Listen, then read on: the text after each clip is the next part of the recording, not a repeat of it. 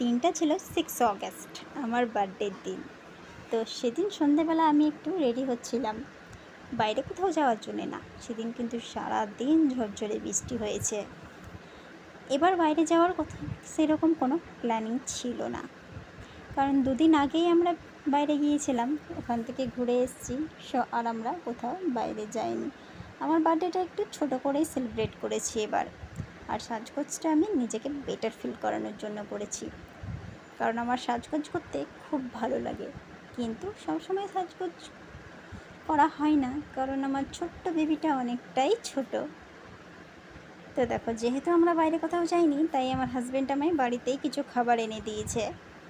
তো আমি লবঙ্গ খেতে খুব পছন্দ করি, তাই মাঝে মধ্যে আমায় লবঙ্গ এনে দেয়। এবার বার্থডেতে আমি আমার মায়ের সঙ্গেও দেখা করতে যাইনি, কারণ মায়ের বাড়িও যাইনি। এবার আমার মায়ের খুব মন খারাপ হয়েছিল, প্রত্যেকবার নিজে হাতে পায়েস বানিয়ে আমায় খাইয়ে দেয়। এবার আর কোথাও বেরোতে ইচ্ছে করেনি, তাই আর কোথাও যাইনি আর কি। তো এগুলো আমি খেয়ে ফেলি। আর আজকে আমি এই শাড়িটা পরেছি, এই শাড়িটা কেমন লাগছে কমেন্টে কিন্তু অবশ্যই জানাবে।